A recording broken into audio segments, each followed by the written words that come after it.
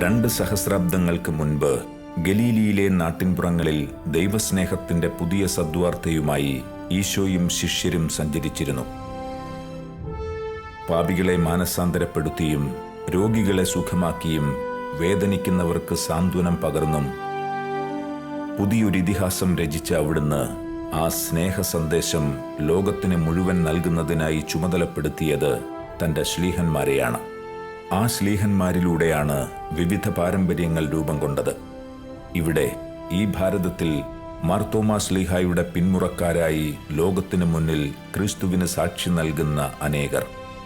അവർ തങ്ങളുടെ ജീവിതം കൊണ്ടും ബോധ്യങ്ങൾ കൊണ്ടും തോമാ ശ്ലീഹായുടെ വിശ്വാസ പാരമ്പര്യം പിന്തുടർന്ന് ക്രിസ്തുവിനെ പ്രഘോഷിക്കുന്നു.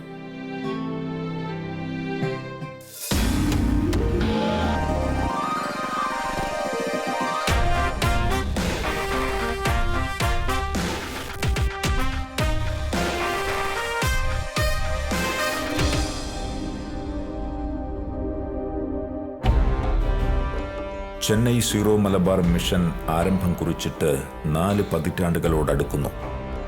മാർത്തോമാ ക്രൈസ്തവരെ സംബന്ധിച്ച് വളരെ പഴക്കമുള്ള ഒരു സ്വപ്നമായിരുന്നു തോമാ ശ്ലീഹ രക്തസാക്ഷിത്വം വരിച്ച മണ്ണ് കേന്ദ്രീകരിച്ച് ഒരു ആരാധനാ സമൂഹം രൂപം കൊള്ളുക എന്നുള്ളത്. ആ സ്വപ്നം യാഥാർത്ഥ്യമായപ്പോൾ രൂപതയുടെ അമരക്കാരനായി ഏവർക്കും പ്രിയങ്കരനായ ഒരു പുരോഹിത ശ്രേഷ്ഠനെ തന്നെ ലഭിച്ചത് ചെന്നൈ നിവാസികൾക്ക് ഇരട്ടി മധുരത്തിന്റെ അനുഭവമായിരുന്നു. മുൻപ് ദീർഘകാലം ചെന്നൈ മിഷനിൽ ശുശ്രൂഷ ചെയ്തിരുന്ന അദ്ദേഹം അക്കാലം മുതൽ ആ നാട്ടുകാരുടെ ഹൃദയത്തിൽ ഇടം നേടിയിരുന്നു. ആ ഇടയന്റെ ആത്മബലവും പ്രാർത്ഥനാ ജീവിതവുമാണ് ഇന്ന് ഈ വലിയ സമൂഹത്തെ മുന്നോട്ട് നയിക്കുന്നത്. തൻ്റെ ജീവിതാരംഭത്തെക്കുറിച്ച് അദ്ദേഹം സ്മരിക്കുന്നു. 1957 സെപ്റ്റംബർ 1 തീയതിയാണ് ഞാൻ ജനിച്ചത്. സാറ ലോനപ്പൻ ദമ്പതികളുടെ മകനായിട്ട് ജനിച്ചു. എൻ്റെ അപ്പൻ ഇലക്ട്രിസിറ്റി ബോർഡിൽ ജോലിക്കാരനായിരുന്നു. അതുകൊണ്ട് വാടക വീടുകൾ മാറി മാറി പോകുന്നൊരു രീതിയായിരുന്നു 3 കൊല്ലം കൂടുമ്പോൾ. ഞാൻ ജനിച്ചത് ചേർപ്പിലാണ്.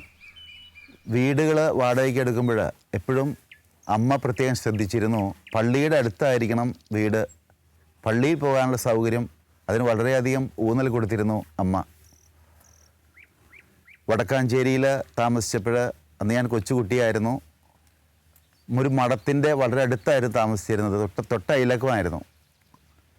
അതുകൊണ്ട് കുഞ്ഞിലെ തന്നെ സിസ്റ്റേഴ്സ് എപ്പോഴും എടുത്തുകൊണ്ട് നടക്കുമായിരുന്നു എന്നാണ് പറഞ്ഞു കേട്ടിരിക്കുന്നത്. സിസ്റ്റേഴ്സിൻ്റെയും പള്ളിയുടെയും കോൺവെൻറ്റിൻ്റെയൊക്കെ ഒരു പരിസരങ്ങളിലാണ് ചെറുപ്പകാലങ്ങളിലൊക്കെ വളരാനായിട്ട് ഇടവന്നിട്ടുള്ളത്. അമ്മയുടെ ചേർത്തി സിസ്റ്ററായിരുന്നു ഹോളി ഫാമിലി കോൺഗ്രിഗേഷനിൽ, സിസ്റ്റർ ഗോൻസാഗ. അതുകൊണ്ട് അമ്മയെ ബോർഡിങ്ങിൽ നിർത്തിയാണ് പഠിപ്പിച്ചിരുന്നത്. തുമ്പൂര് ഹോളി ഫാമിലി സിസ്റ്റേഴ്സിൻ്റെ ബോർഡിങ്ങിൽ നിന്ന് പഠിച്ച അമ്മ അവിടുത്തെ ടൈം ടേബിളൊക്കെ കൃത്യമായിട്ട് വീട്ടിലും പ്രാവർത്തികമാക്കിയിരുന്നു. ഞങ്ങൾക്ക് സെമിനാരിയിൽ പോയപ്പോൾ കുറച്ചും കൂടിയും ടൈം ടേബിളിൽ ഇളവ് വരികയാണ് ചെയ്തത്. വീട്ടിലാണെങ്കിൽ വൈകിട്ട് 6 മണിക്ക് സ്റ്റഡി, കൃത്യസമയത്ത് എല്ലാവരും പഠിക്കാൻ വന്നോളണം. 7:30 പ്രാർത്ഥന, എല്ലാവരും കൊന്തയ്ക്ക് കൃത്യം മുട്ടുകുത്തി നിന്നോളണം. അങ്ങനെ കാലത്ത് 5 മണിക്ക് എഴുന്നേൽക്കണം, ഉഷകാല ജപം, അങ്ങനെ എല്ലാം സെമിനാരിയിലെ ടൈം ടേബിളിനേക്കാളും കർശനമായ ടൈം ടേബിളായിരുന്നു വീട്ടിൽ ചെറുപ്പകാലങ്ങളിൽ. അത്രയും അടുക്കും ചുറ്റുപാടും കൂടി പ്രാർത്ഥനയ്ക്ക് ഊന്നൽ കൊടുത്തുകൊണ്ട് സാധിക്കുന്ന ദിവസങ്ങളെല്ലാം പള്ളിയിൽ പോകാൻ നിർദ്ദേശം നൽകിക്കൊണ്ടാണ് ഞങ്ങളെയൊക്കെ വളർത്തിയത്. അമ്മയുടെ പ്രാർത്ഥന കൂടുതലായിട്ട് ഞങ്ങളെ സ്വാധീനിച്ചിരുന്നു. അങ്ങനെ അതുപോലെ തന്നെ കുർബാനയ്ക്ക് കൂടിയിരുന്നു. Pullur sacred heart mission hospital ചേർന്നുള്ള കപ്പേളയിലാണ് ഞാൻ ഓൾട്ടർ ബോയ് ആയിരുന്നു. സാധിക്കുന്ന ദിവസങ്ങൾ കുർബാനയ്ക്ക് വരും, കുർബാനയ്ക്ക് സഹായിക്കും. കുടുംബത്തിൽ നിന്ന് ലഭിച്ച മാതൃകയും പ്രചോദനവും ശിക്ഷണവുമാണ് ഒരു വ്യക്തിയിലെ വിശ്വാസത്തെ പരിപോഷിപ്പിക്കുന്നതും ദൈവവിളി പ്രോത്സാഹിപ്പിക്കുന്നതും എന്ന് തൻ്റെ ബാല്യകാല അനുഭവങ്ങളുടെ വെളിച്ചത്തിൽ അഭിമന്യ പിതാവ് നമ്മെ ഓർമ്മിപ്പിക്കുന്നു. പിതാവിൻ്റെ അമ്മ സാറയുടെ ജീവിത മാതൃകയും പ്രാർത്ഥനാ ജീവിതവും ആത്മീയ ബോധ്യങ്ങളുമാണ് തൻ്റെ വിശ്വാസത്തിന് അടിത്തറ പാകിയത് എന്ന് അദ്ദേഹം സാക്ഷ്യപ്പെടുത്തുന്നു. തികച്ചും ആധ്യാത്മികമായ ഒരു അന്തരീക്ഷത്തിൽ വളർന്നു വരാനായിട്ട് മാതാപിതാക്കൾ ശ്രദ്ധിച്ചതുകൊണ്ട് തന്നെയാണ് ഈ ദൈവവിളി എനിക്ക് ലഭിച്ചതെന്ന് ഞാൻ പൂർണ്ണമായിട്ട് വിശ്വസിക്കുന്നു. മാതാപിതാക്കൾ എപ്പോഴും മക്കളെ വളർത്തുമ്പോൾ ആധ്യാത്മിക അന്തരീക്ഷം, കുർബാനയ്ക്ക് പോകാനുള്ള സംവിധാനങ്ങൾ, സൗകര്യങ്ങൾ, അതുപോലെ പ്രാർത്ഥന കുടുംബങ്ങളിൽ, ഇക്കാര്യത്തിലൊക്കെ വളരെ നിഷ്കർഷിച്ചാൽ ധാരാളം ദൈവവിളികൾ ഇനിയും നമ്മുടെ സമൂഹത്തിൽ സമർപ്പിത ജീവിതത്തിലേക്ക് വരുമെന്ന് തന്നെയാണ് എൻ്റെ ഉറച്ച വിശ്വാസം. പ്രാർത്ഥനയുടെ കാര്യത്തിൽ വളരെയേറെ നിഷ്കർഷമുണ്ടായിരുന്നു വീട്ടിൽ എന്ന് പറഞ്ഞല്ലോ. ഒരു ദിവസം ഞാൻ ഒല്ലൂർ ഗവൺമെൻറ് സ്കൂളിൽ പഠിക്കുമ്പോൾ ഒരു സരോജിനി ടീച്ചർ ക്ലാസ്സിൽ പറഞ്ഞു, ദൈവം എന്ന് പറയുന്ന ഒന്നില്ല. ദൈവം എന്നൊക്കെ ഉണ്ടെന്നൊക്കെ പറയുന്നത് മാതാപിതാക്കൾ നിങ്ങൾ കുട്ടികൾ കുസൃതി കാണിക്കാതിരിക്കാൻ വേണ്ടി പറയുന്നതാണ്. അന്നത്തെ ചിന്തയിൽ ടീച്ചർമാരെന്ത് പറയുന്നു അതാണ് സത്യം എന്നുള്ളതാണ് ധരിച്ചു വെച്ചിരുന്നത്. ഞാനന്ന് വളരെ സന്തോഷത്തോടെയാണ് വീട്ടിൽ വന്നത്. വീട്ടിൽ വന്ന് അമ്മയോട് പറഞ്ഞു, ഇനി കൊന്തയുടെയും പ്രാർത്ഥനയുടെയും ഒന്നും ആവശ്യമില്ല, കാരണം സരോജിനി ടീച്ചർ പറഞ്ഞു ദൈവം ഇല്ല എന്ന്. നോക്ക്, നമ്മുടെ പഠന തലങ്ങളിൽ കുട്ടികൾക്ക് ചില അധ്യാപകർ നിരീശ്വരവാദം കുത്തിവെക്കുന്ന സാഹചര്യങ്ങൾ ഉണ്ടോ ഇല്ലേ എന്ന് മാതാപിതാക്കൾ എപ്പോഴും നിരീക്ഷിച്ചു കൊണ്ടിരിക്കണം. ഞാൻ വീട്ടിൽ ചെന്ന് ഈ കാര്യം പറഞ്ഞപ്പോഴാണ് അമ്മ എന്നെ തിരുത്തി, നിരീശ്വരവാദിയായിട്ടുള്ള ടീച്ചറാണ് അങ്ങനെ പറഞ്ഞിരിക്കുന്നത്, സത്യവിരുദ്ധമാണെന്ന്. പ്രാർത്ഥനയിൽ തന്നെ ഊന്നിക്കൊണ്ട് ജീവിതം മുന്നോട്ട് നീക്കണമെന്നുള്ള നിർദ്ദേശം സ്നേഹത്തോടുകൂടി അമ്മ നൽകിയത് ഞാൻ ഇന്നും ഓർക്കുന്നുണ്ട്. സെമിനാരിയിലേക്കുള്ള പിതാവിൻ്റെ പ്രവേശനം തികച്ചും സ്വാഭാവികമായ ഒന്നായിരുന്നു. വളരെ ചെറുപ്പത്തിലെ തന്നെ അദ്ദേഹം ഒരു വൈദികനാകുമെന്ന് എല്ലാവരും ഉറപ്പിച്ചിരുന്നു. തിരഞ്ഞെടുക്കപ്പെട്ട ഒരു അഭിഷിക്തന്റെ ജീവിത വഴികളെ ഏറ്റവും അനുകൂലമാം വിധം ദൈവം ഒരുക്കുന്നത് ഈ ജീവിതത്തിൽ നമുക്ക് ദർശിക്കാം. സെമിനാരിയിൽ പോയി അച്ഛനാവാൻ ആഗ്രഹമുണ്ടെന്നുള്ളത് വീട്ടുകാർക്ക് എല്ലാവർക്കും അറിയാവുന്ന ഒരു കാര്യമായിരുന്നു. അതിന് വീട്ടുകാരുടെ ഭാഗത്തുനിന്ന് എല്ലാവിധ പ്രോത്സാഹനമായി നൽകിയിരുന്നത്. ഒരിക്കലും ഒരു നെഗറ്റീവായിട്ടുള്ള ഒരു നിർദ്ദേശമോ താല്പര്യമില്ലായ്മയോ അവരുടെ ഭാഗത്തുനിന്ന് പ്രകടിപ്പിച്ചിട്ടില്ല. എൻ്റെ ഗ്രാൻഡ് ഫാദർ ഒരു കാലത്ത് യുക്തിവാദിയായിരുന്നു. പരസ്യമായിട്ട് പ്രസംഗിക്കാൻ വരെ പോയിരുന്നൊരു യുക്തിവാദിയായിരുന്നു. പിന്നീട് മാനസാന്തരപ്പെട്ട് ആളുകളെ എല്ലാവരെയും പള്ളിയിലേക്ക് കുർബാനയ്ക്ക് വിളിച്ചു കൊണ്ടുപോകുന്ന ഒരാളായിട്ട് മാറി. ആ ഗ്രാൻഡ് ഫാദർ തന്നെയാണ് എന്നെ സെമിനാരിയിലേക്ക് കൂട്ടിക്കൊണ്ടുപോയത്, ദൈവവിളി ക്യാമ്പിനായിട്ടും പിന്നീടും. ഈ ഗ്രാൻഡ് ഫാദറുടെ മകനായ പേരക്കിടാവായി ഞാൻ സെമിനാരിയിൽ പോയി എന്ന് കേട്ടപ്പോൾ ഇരിഞ്ഞാലക്കുട ഭാഗത്ത് വീട്ടുകാർക്കൊക്കെ വലിയ അത്ഭുതമായിരുന്നു. ഒരിക്കലൊരു വീട്ടിൽ ഒരു കാർന്നവർ എന്നോട് പറഞ്ഞു, ബ്രദറെ ഇവിടെ നിന്ന് കയറി ഇരുന്നേ, ദേവസ്യമാഷ്ടെ പേരക്കുട്ടി അച്ഛനാകാൻ പോയി എന്നുള്ള ഒരു കാര്യം കാണുമ്പോൾ ഞങ്ങൾക്ക് വളരെ സന്തോഷമുണ്ടെന്ന് പറഞ്ഞുകൊണ്ട് അവർ സ്നേഹവും സന്തോഷവും പ്രകടിപ്പിച്ചത് ഞാൻ ഓർക്കുകയാണ്. ഒരു കാലത്ത് ചിന്തകളുടെ വെളിച്ചത്തിൽ നിരീശ്വര പ്രസ്ഥാനത്തിലേക്ക്, യുക്തിവാദിയിലേക്ക്, ചിന്തയിലേക്ക് തിരിഞ്ഞു പോയെങ്കിലും എൻ്റെ ഗ്രാൻഡ് ഫാദർ ദേവസ്യ മാസ്റ്റർ പിന്നീട് തിരിച്ചു വന്ന് ശക്തനായ ഒരു പ്രേക്ഷിതനായി തന്നെ യേശുവിന് വേണ്ടി പണിയെടുത്തിരുന്നെന്നുള്ളത് ഈ അവസരത്തിൽ ഞാൻ ഓർക്കുകയാണ്. കുടുംബത്തിൽ പൊതുവിൽ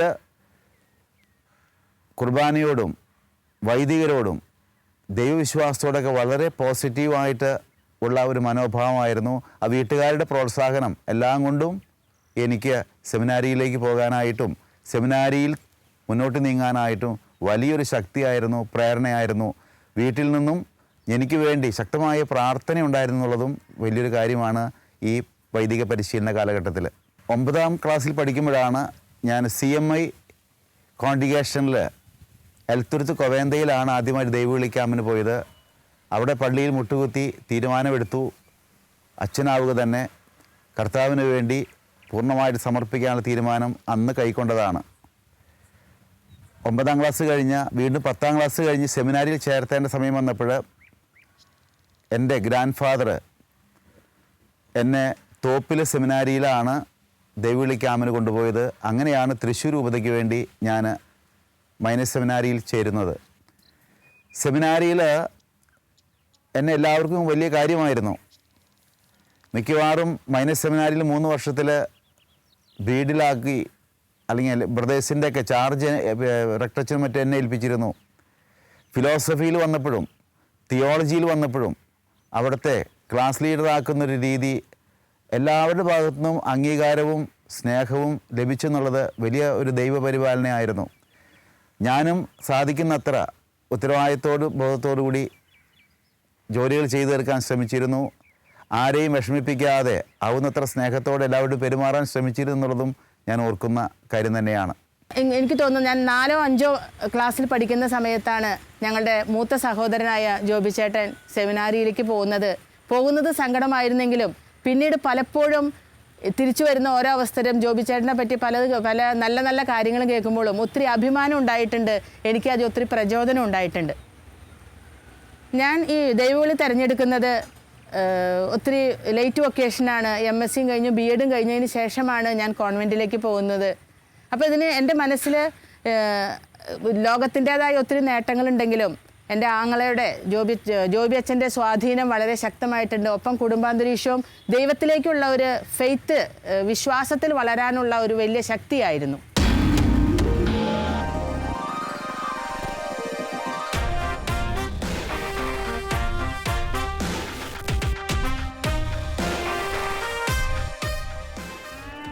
ആയിരത്തി 1982 മാർ ജെയിംസ് പഴയാറ്റിൽ പിതാവിൽ നിന്ന് പൗരോഹിത്യം സ്വീകരിച്ച ശേഷം 4 പതിറ്റാണ്ടുകൾക്കടുത്ത് വ്യത്യസ്തങ്ങളായ കർമ്മപഥങ്ങളിൽ പിതാവ് വ്യാപൃതനായിരുന്നു. ആരംഭം മുതൽ തന്ത്രപ്രധാനങ്ങളായ ഉത്തരവാദിത്തങ്ങൾ അദ്ദേഹത്തിൽ ഭരമേൽപ്പിക്കപ്പെട്ടിരുന്നു. 82 ഡിസംബർ 22-ാം തീയതിയാണ് ഞാൻ തിരുപ്പട്ടം എന്ന കുദാശ സ്വീകരിക്കുക. അന്ന് പുല്ലൂർ കൊവേന്ത ഇടവകയിൽ വെച്ചായിരുന്നു എൻ്റെ തിരുപ്പട്ടം. അഭിമന്യ മാർ ജെയിംസ് പഴയാറ്റിൽ പിതാവാണ് എനിക്ക് തിരുപ്പട്ടം നൽകിയത്.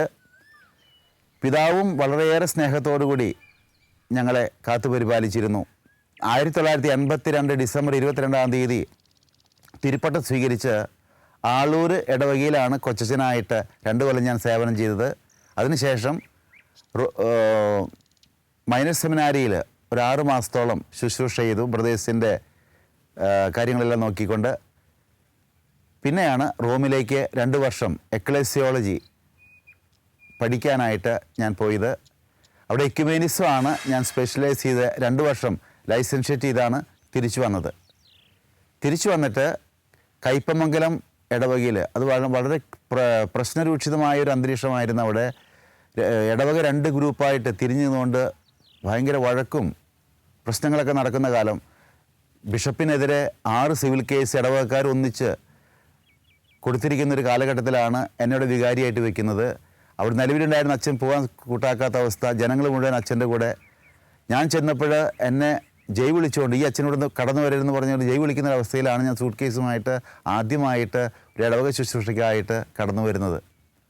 അവിടെ വന്ന് വീടാന്തരം കയറി ഇറങ്ങി ആളുകളെ കണ്ട് സംസാരിച്ച് സ്നേഹത്തോടുകൂടി പെരുമാറി അങ്ങനെ ആ ഇടവകയെ, അതുപോലെ തന്നെ പ്രാർത്ഥനയിലൂടെ കൂടുതൽ ധ്യാനങ്ങൾ നടത്തിക്കൊണ്ട് ആ ഇടവകയെ മാറ്റിയെടുക്കാനായിട്ട് സാധിച്ചെന്നുള്ളത് 3 കൊല്ലം കൊണ്ട് മാറ്റി സാധിച്ചെന്നുള്ളത് വലിയൊരു കാര്യമായിട്ട് ഞാൻ വീണ്ടും കാണുകയാണ്.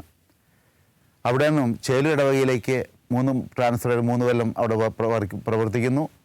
പിന്നീട് ഇരിഞ്ഞാലക്കുട സ്പിരിച്വാലിറ്റി സെൻറ്ററിൽ, രൂപതയുടെ സ്പിരിച്വാലിറ്റി സെൻറ്റർ ഡയറക്ടറായും രൂപതയുടെ കരിസ്മാറ്റിക് ഡയറക്ടറായിട്ടും സേവനം ചെയ്യാനായിട്ട് എനിക്ക് അവസരം ലഭിച്ചു.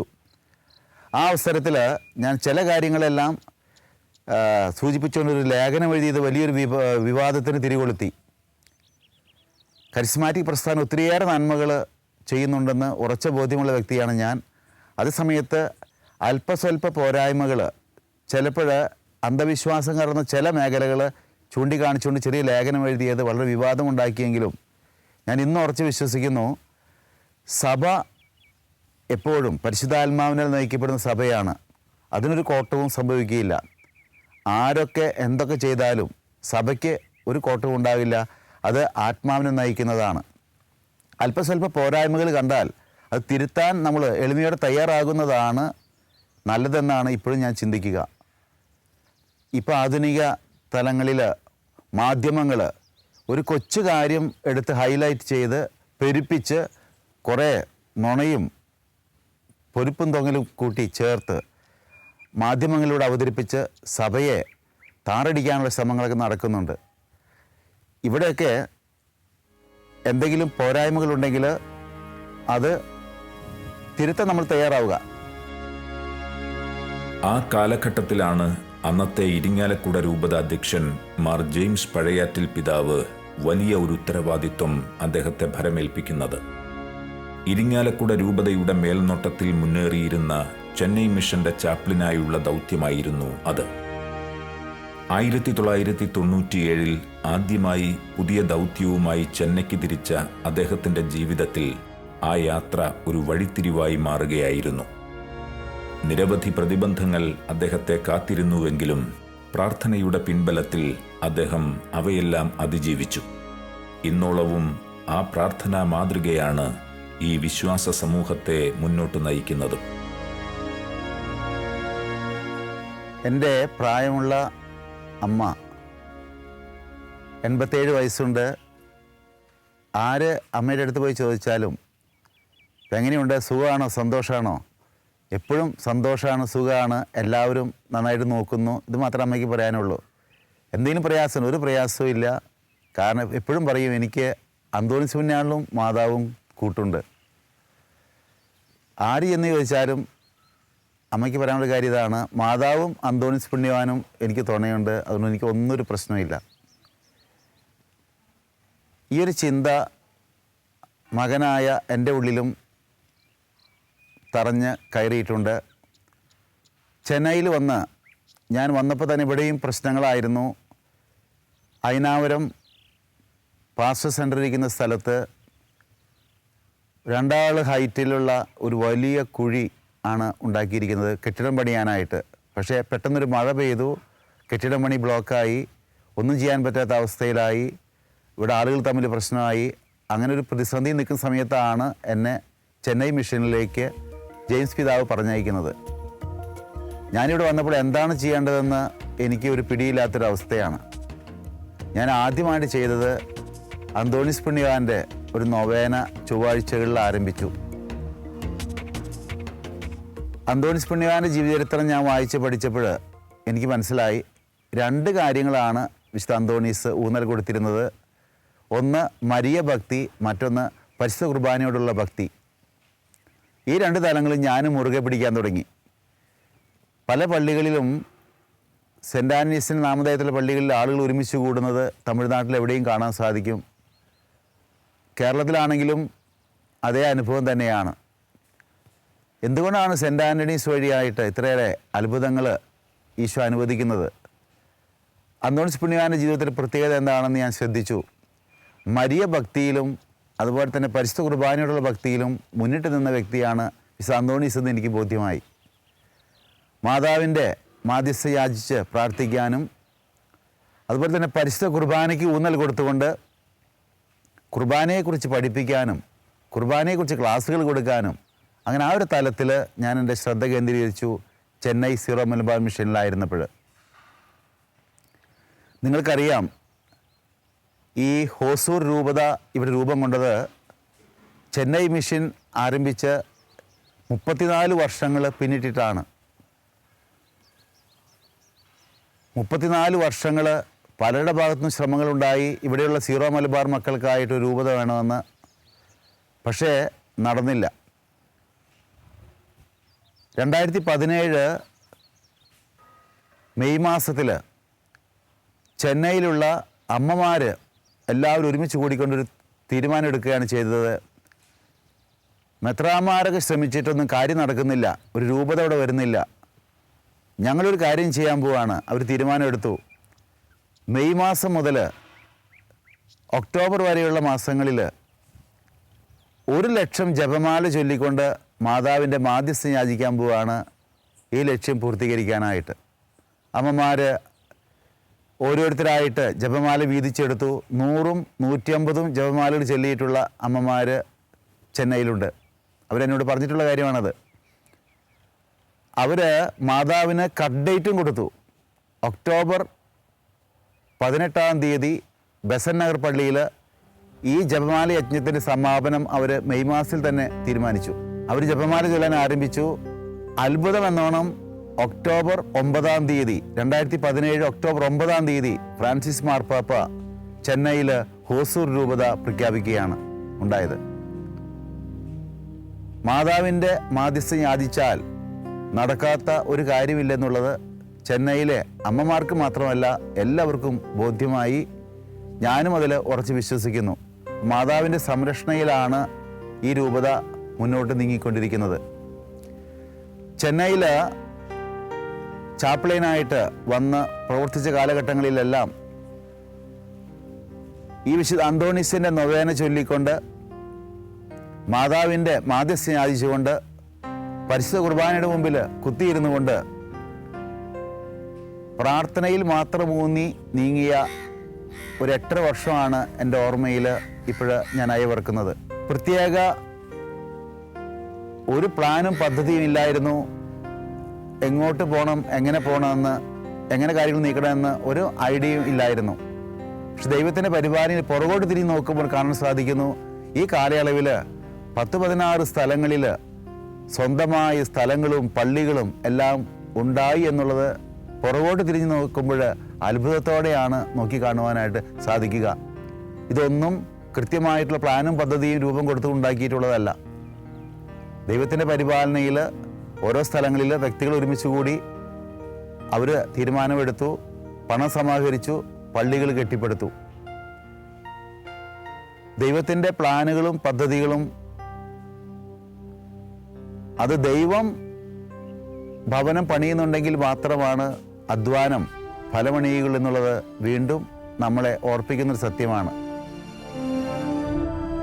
ചെന്നൈ സീറോ മലബാർ മിഷനെ വിജയിപ്പിച്ചത് ശുശ്രൂഷകരുടെയും സമർപ്പിതരുടെയും വിശ്വാസികളുടെയും കൂട്ടായ്മയാണ് എന്ന് അഭിമന്യ പിതാവ് ഓർമ്മിക്കുന്നു. മുൻപ് മിഷൻ വളർന്നുകൊണ്ടിരുന്നപ്പോഴും ഇപ്പോൾ രൂപതയായി മാറിയതിനു ശേഷവും ആ കൂട്ടായ്മയിൽ തന്നെ ഇവർ മുന്നോട്ട് നീങ്ങുന്നു. 1997 മുതൽ 2006 വരെയുള്ള കാലഘട്ടം ചെന്നൈ സീറോ മലബാർ മിഷനിൽ ഞാൻ ചാപ്ലിനായിരുന്ന കാലഘട്ടമാണത്. ആ കാലഘട്ടത്തെക്കുറിച്ച് ഓർക്കുമ്പോൾ ഒത്തിരിയേറെ പ്രവർത്തനങ്ങൾ വലിയ വിജയത്തിലായിരുന്നെന്ന് എനിക്ക് ഉറച്ച ബോധ്യമുണ്ട്. അതിനൊരു കാരണം ഇതാണ്. ഇവിടുത്തെ എല്ലാ വൈദികരായിട്ടും സിസ്റ്റേഴ്സായിട്ടും വളരെ സ്നേഹത്തിലും ഐക്യത്തിലാണ് ഞങ്ങൾ മുന്നോട്ട് നീങ്ങിയിരുന്നത്. അതുകൊണ്ട് തന്നെയാണ് എല്ലാ പ്രവർത്തനങ്ങളും ഭംഗിയായിട്ട് മുന്നോട്ട് പോകാനായിട്ട് ഇടവന്നത്. എല്ലാ ബുധനാഴ്ചകളിലും ഞങ്ങളെല്ലാ വൈദികരും ഒരുമിച്ച് കൂടും അതിനവരത്ത്. ഒരാഴ്ച കാലത്തെ പ്രവർത്തനങ്ങൾ വിലയിരുത്തും. അടുത്ത ഒരാഴ്ച കാലത്തെ പ്രവർത്തനം എന്തൊക്കെ വേണമെന്ന് ഞങ്ങൾ തീരുമാനിക്കും. ആ വൈദിക കൂട്ടായ്മ ഒരുമിച്ചെടുക്കുന്ന തീരുമാനമാണ് പ്രാവർത്തികമാക്കുക. ആരെങ്കിലും അതിൽ നിന്ന് വിട്ട് പുറത്തു പോകുന്നുണ്ടെങ്കിൽ അടുത്ത ബുധനാഴ്ച വരുമ്പോൾ ഈ വൈദിക കൂട്ടായ്മയാണ് ആ വ്യക്തിയെ തിരുത്തുക. അതുകൊണ്ട് കൂട്ടായ ഒരു മുന്നേറ്റമാണ് ഈ ചെന്നൈ സീറോ മലബാർ മിഷൻ്റെ പ്രവർത്തനങ്ങളെ വളരെ വിജയകരമായിട്ട് മുന്നോട്ട് നീക്കാനായിട്ട് സഹായിച്ചത്. അതുപോലെ തന്നെ അൽമായരുടെ നേതൃനിരയും പാസ്റ്റർ കൗൺസിലും ഒക്കെ ഒരുമിച്ച് കൂടിക്കൊണ്ട് ആ കൂട്ടായ പ്രവർത്തനം വലിയ ഒരു ശക്തിയായിരുന്നു. പ്രാർത്ഥനയും കൂട്ടായ പ്രവർത്തനവും അത് തന്നെയാണ് ഈ മിഷനെ ഇത്രയും വിജയത്തിലേക്ക് എത്തിച്ചതും ഒരു രൂപതയായി രൂപം കൊള്ളാൻ ഇടവരുത്തിയതും. അച്ഛന്മാർ വളരെ കഷ്ടപ്പെട്ടാണ് ജീവിച്ചിരുന്നത്. ഓരോ പള്ളികൾ പണിയുന്നത്, തങ്ങളുടെ ജീവൻ പോലും പണയം വെച്ചുകൊണ്ട് വലിയ കടബാധ്യതകളൊക്കെ ഏറ്റെടുത്തുകൊണ്ടൊക്കെ അച്ഛന്മാർ പ്രവർത്തിച്ചു. ഓരോ പള്ളിയുടെയും ഓരോ സ്ഥലത്തിൻ്റെയും പുറകിൽ ഓരോ വൈദികരുടെയും കുറേ അൽമായരുടെയും വലിയ ത്യാഗവും സേവനവും ഉണ്ടെന്നുള്ളത് ഒരു യാഥാർത്ഥ്യം തന്നെയാണ്. അങ്ങനെ കഷ്ടപ്പെട്ട് ഈ രൂപതയെ കെട്ടിപ്പടുത്ത എല്ലാ വൈദികരോടും സിസ്റ്റേഴ്സിനോടും അൽമായ നേതാക്കളോടും എനിക്ക് വലിയ കടപ്പാടുണ്ട്. ഇനിയും മുന്നോട്ടുള്ള രൂപതയുടെ നീക്കത്തിൽ, ഹോസൂർ രൂപതയായി മാറിയപ്പോൾ ഈ രൂപതയുടെ നീക്കത്തിൽ വൈദികരും സിസ്റ്റേഴ്സും അൽമായരും ഇതേ രീതി തന്നെയാണ്, ഇതേ നയം തന്നെയാണ് തുടർന്നുകൊണ്ടിരിക്കുന്നത്. ഞങ്ങൾ ഹോസൂർ രൂപതയായിട്ടും 25 ഇടവകളായിട്ട് 6-7 മാസ് സെൻറ്റേഴ്സായിട്ട് പല സ്ഥാപനങ്ങളായിട്ടൊക്കെ പ്രവർത്തിക്കുമ്പോൾ ഞങ്ങളിതുപോലെ ഒരുമിച്ച് കൂടുന്നുണ്ട്. എല്ലാ ബുധനാഴ്ചകളിലും ഇപ്പോഴും വൈദിക കൂട്ടായ്മ ഒരുമിച്ച് കൂടുന്നു. ഓരോ പള്ളിയുടെയും പ്രവർത്തനങ്ങൾ വിലയിരുത്തുന്നു, നിർദ്ദേശങ്ങൾ കൊടുക്കുന്നു. ഈ കൂട്ടായ്മയാണ് ചെന്നൈ സീറോ മലബാർ മിഷനെയും ഹോസൂർ രൂപതയെയും ശക്തിപ്പെടുത്തിയതും മുന്നോട്ട് വിജയത്തിലേക്ക് എത്തിക്കുന്നത് എന്നുള്ള കാര്യം കൂടി ഈ അവസരത്തിൽ അറിയിക്കാനായിട്ട് എനിക്ക് ആഗ്രഹമുണ്ട്. എല്ലാ വൈദികരോടും സിസ്റ്റേഴ്സിനോടും സമർപ്പിതരോടും അൽമായരോടുള്ള കടപ്പാടും ഞാൻ ഈ അവസരത്തിൽ വീണ്ടും അറിയിക്കുകയാണ്.